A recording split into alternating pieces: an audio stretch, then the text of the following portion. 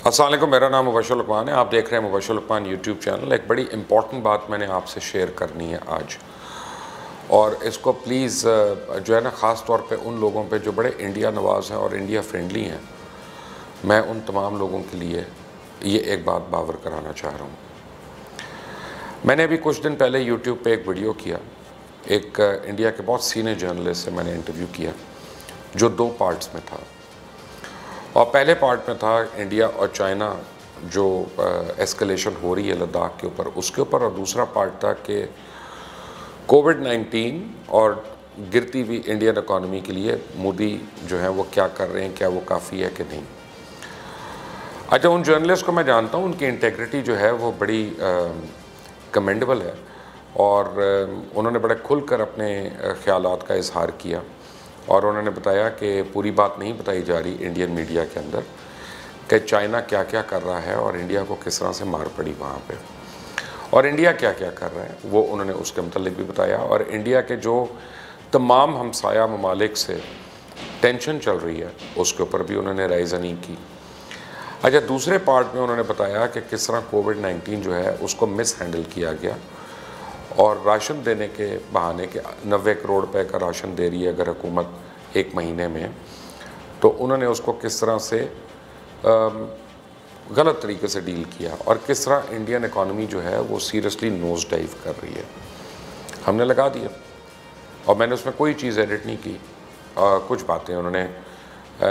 यानी हम पाकिस्तान और हिंदुस्तान के अख्तिलाफ़ के ऊपर भी हुई, हमने कोई भी उसमें से एडिट नहीं किया। अब जब लगा, वो पहला पार्ट उसका जब लगा तो वो एकदम से चलना शुरू हो गया, और बड़ा जो ख़ास तौर पे कुछ हिंदुस्तानी थे उन्होंने हमारे यूट्यूब चैनल के ऊपर कमेंट्स में आके भी बड़ी गलीज़ ज़ुबान इस्तेमाल करना शुरू कर दी और गालम गलोच करना शुरू कर दी। जो उससे फ़र्क नहीं पड़ता, क्योंकि वो तो करते हैं, और अक्सर क्या करते हैं ये लोग कि अपने नाम चेंज कर लेते हैं, अपनी आईडीज़ चेंज कर लेते हैं, और उस तरह से वो आके करते हैं कि आप पढ़ रहे हैं फ़लाँ फ़लाँ जैद का नाम पढ़ रहे हैं या हारिस का नाम पढ़ रहे हैं, लेकिन एक्चुअली आपको पता होता है कि जो उसमें ज़ुबान बोली जा रही है वो बॉम्बे की हिंदी है या महाराष्ट्र की हिंदी है, और वो जो अल्फाज हैं वो बड़े टिपिकल होते हैं कि आजू बाजू वाली जो मुल्क हैं, इस तरह से करके, तो वो बड़ी आपको दे गिव अवे देमसेल्व्स।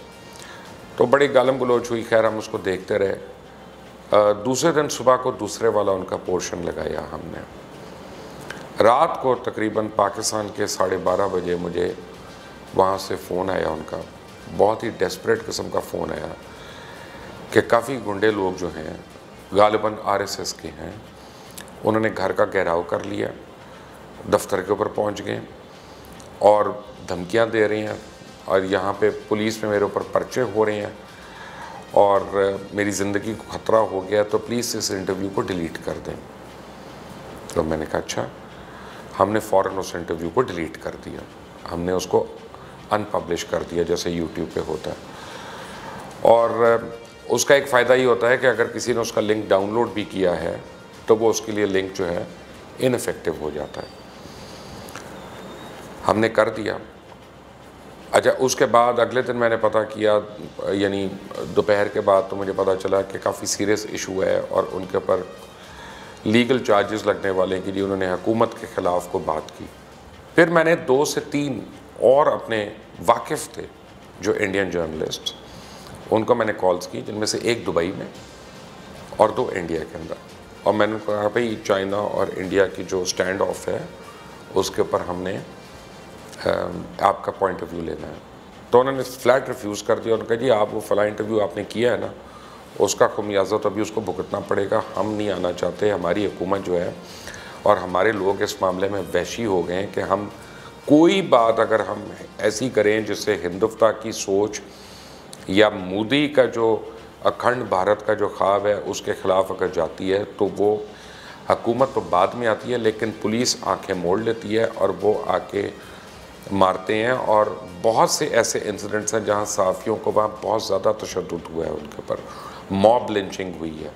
उनको मारा गया, उनके घर वालों के ऊपर तशद्दुद हुआ। तो मैं ये बताना चाहता हूँ आज कि हम अपने तमाम तर इख्तलाफात के बावजूद हमने जितना मुस्लिम लीग नवाज़ के ख़िलाफ़ ख़ास तौर पे और पाकिस्तान पीपल्स पार्टी के ख़िलाफ़ हम लोगों ने इतना खुल कर बोला, जितना बोल सकते हैं बोला। लाहौर शहर में रहते हुए, कोई कराची में रहते हुए, कोई इस्लामाबाद में रहते हुए, हर एक ने जो जो उनके मुखालिफ था या उनकी पॉलिसीज़ के मुखालिफ था, हमने बोला। तहरीक इंसाफ के ख़िलाफ़ लोग बहुत बोल रहे हैं जो तहरीक इंसाफ के हामी नहीं है, या उससे फ़र्क नहीं पड़ता, और ये उनका राइट है कि अगर वो किसी की हिमायत नहीं करते तो ये उनका राइट है। और अगर वो पॉलिसीज़ के ऊपर हो सकता है कोई सही पॉलिसी हो लेकिन वो उसको गलत समझते हैं और वो उसके ऊपर बोलते हैं, ये भी उनका राइट है। ये उस पार्टी का या उस हुकूमत का मीडिया हैंडलिंग डिपार्टमेंट जो है वो इतना मौसर होना चाहिए कि वो अपने ख़िलाफ़ राय को कन्वर्ट कर ले, और प्यार मोहब्बत से या आर्गूमेंट से या दलील से। लेकिन पाकिस्तान में अल्हम्दुलिल्लाह हमने ये नहीं देखा जो परसों रात को मेरे एक जानने वाले इंडियन जर्नलिस्ट के घर पे हुआ और उसके दफ्तर के ऊपर हुआ। और मैं आपको बताऊं कि मैं आज बरमला इस बात का इजहार कर रहा हूं कि पाकिस्तान का मीडिया, इसमें अपनी कमज़ोरियां हैं। पाकिस्तान के मीडिया की अपनी एंगल्स भी हो सकते हैं। पाकिस्तान के मीडिया में आप समझें ऐसे बहुत से लोग भी हो सकते हैं जिनको बराह रास्त लोग कहते हैं कि जी मीडिया से नहीं, लोग मुझे भी कहते हैं, कई पुराने प्रिंट मीडिया के जो लोग हैं वो तो मुझे भी कहते हैं। लेकिन को खुदा ना खास्ता इस तरह घिराव जलाओ जो है वो यहाँ सियासतदान हमारे जर्नलिस्ट का नहीं करते, बल्कि एक आदमी ने किया, उसका नाम अल्ताफ़ हुसैन था, तो उसको पाकिस्तान के हर सियासी रहनुमा ने इस बात पे कंडेम किया और इस हरकत को उनकी कंडेम किया। यानी इट वाज नॉट कि लोग चुप हो गए, इट वाज नॉट कि लोग खामोश हो गए, इट वाज नॉट कि लोगों ने उसको इग्नोर कर दिया और उनको वापस जो है वो उसके ऊपर ऐसे फैसले करने पड़े कि जो उनके पहले अमल को और पहले फेल को या बातों को निगेट करते थे। तो अल्लाह का लाख लाख शुक्र है कि हम जिस मुल्क में हैं, हम जिस मर्ज़ी हालात में हैं, हो सकता है इकनॉमिक कस्मा पुरसी के हालात में काफ़ी लोग हों यहाँ पे जर्नलिस्ट, और हैं बहुत से लोगों को तनख्वाहें नहीं मिलती, कई कई महीने नहीं मिलती हैं, बहुत से चैनल्स बंद हुए, अखबारात का काम नहीं हो रहा, वो बंद हो रहे हैं या रिड्यूस हो रहे हैं, बिल्कुल ऐसी बातें हैं। लेकिन सोशल मीडिया भी ले लें और मेन स्ट्रीम मीडिया भी ले लें, पाकिस्तान में किसी की इस तरह से विक्टिमाइजेशन नहीं होती हुकूमती लेवल पे कि जैसा हिंदुस्तान के अंदर हो रही है और जो हो रहा है। और मैं आज अपने इस वीलॉग के ज़रिए चैलेंज कर रहा हूँ अर्नाब गोस्वामी को और बरखा दत्त को और इन तमाम सो कॉल्ड जर्नलिस्ट को जो अपने आप को बड़ा खड़पैंच समझते हैं कि आप लोग 10 से 20 लोगों का एक ग्रुप बनाएं और मैं पाकिस्तान के फ़ॉरेन ऑफिस जाऊंगा और मैं रिक्वेस्ट करूंगा कि आप लोगों को वीज़ास मिलें, और मिलेंगे इंशाल्लाह, और आप लोग पाकिस्तान आएँ और मैं आपको अपने साथ, आप आज़ाद कश्मीर में जिस जगह कहेंगे मैं आपको लेके जाऊंगा, और जिस घर के ऊपर आप, जिस फ़र्द के ऊपर कहेंगे कि हमने इसका इंटरव्यू करना है या सॉर्ट करना है, हम वो आपको करवा के देंगे और आप देखें कि यहाँ पे लोग किस तरह रहते हैं। और उसके बाद उसी तरह रेसिप्रोकल बेसिस पे 20 पाकिस्तानी जर्नलिस्ट जो हैं उनको आप लोग वीज़ा दें और आप उनको जम्मू के अंदर जाने दें, श्रीनगर के अंदर, वैली के अंदर वहाँ पे जाने दें, और उसी तरह हम भी लोगों के इंटरव्यूज़ करें कि वो किस किस्म की मुश्किलों में वहाँ पे मौजूद हैं और उनके साथ क्या हो रहा है, एंड लेट द वर्ल्ड सी कि किसका मीडिया कितना फ्री है। मेरा चैलेंज है तमाम हिंदुस्तान को कि वो नहीं कर सकते, ये एक्सेप्ट नहीं कर सकते मेरा चैलेंज। वो आने की बात कर लेंगे, हमें वहाँ पे ले जाने के लिए बात नहीं करेंगे क्योंकि उनको पता है कि वहाँ पे उनके मतलब, उनके मीडिया के मतलब, उनके सिक्योरिटी एजेंसीज़ के मतलब, उनके रियासती इदारों के मतलब, उनकी हुकूमत के मतलब लोगों ने क्या यानी फट जाना है और क्या क्या बोलना है। तो शुक्र करें कि अल्लाह ने ये मुल्क हमें दिया हुआ है, शुक्र करें हम एक आज़ाद मुल्क है। हमारे में कमज़ोरियाँ हैं, हमारे में बहुत कमज़ोरियाँ हैं, लेकिन एक एक करके हम उनको इंशाअल्लाह ठीक भी करेंगे, बेहतर भी करेंगे। हमारे यहाँ आपको मैं एक बड़ी छोटी सी एग्जांपल देता हूँ कि 262 पायलट्स का केस जो है हमने जिस तरह से पेश हुआ यहाँ पे, उससे हमारी एविएशन इंडस्ट्री को जो नुकसान पहुँचना था पहुँचा, और अभी तक रेक्टिफाई नहीं हुआ। लेकिन इंडिया में मैं आपको बता रहा हूँ, हकीकतन बता रहा हूँ कि 4000 पायलट्स ऐसे थे जिनके लाइसेंसेस जो थे उनके पर क्वेश्चन मार्क्स थे कि इन्होंने किस तरह से लिए। लेकिन इंडियन सिविल एविएशन ने उसको अपने लेवल पे इस तरह से डील किया कि वो एक इंटरनेशनल स्टोरी नहीं बन सकी। उसके बरक्स पाकिस्तान सिविल एविएशन ने एक लिस्ट बनाकर दे दी जो हर जगह फैल गई, पूरे सोशल मीडिया में और हर जगह पे, और उसके बाद एक जो है लावा फट गया।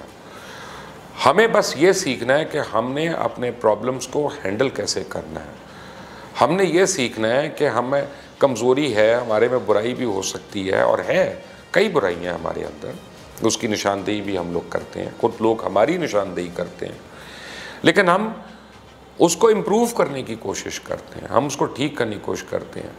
ये आप हिंदुस्तान में नहीं कर सकते। यहाँ पे आप देखें कि मंदिर बनाने की बात हो रही है, सब कुछ हो रहा है, लेकिन कोई अल्लाह का बड़ा करम है, हिंदू ये उठ के नहीं कह सकता 4 मिलियन हिंदू पाकिस्तान में कि जी मेरे ऊपर मुसलमानों ने हमला कर दिया, ये नहीं कह सकता, क्योंकि अल्लाह ना करे कि ये हो।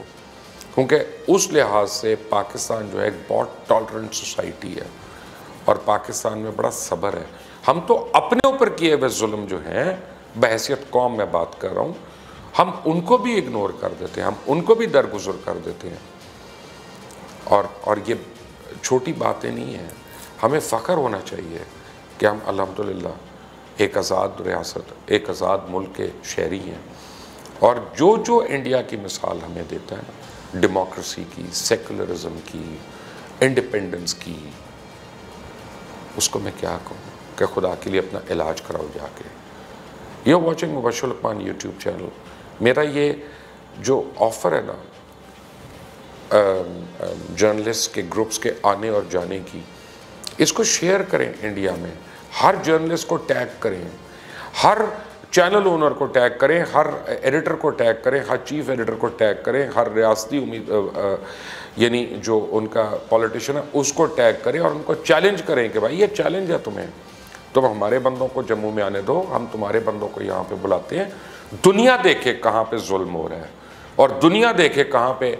आज़ादी सहाफ़त को कदगन है, और दुनिया देखे कि कहाँ पे हक और सच की आवाज़ को सलब किया जा रहा है। वो सिर्फ़ और सिर्फ हिंदुस्तान के अंदर इस वक्त बदतरीन आमरीत जो है वो वहाँ पे चल रही है। Thank you for watching. अल्लाह हाफ़िज़।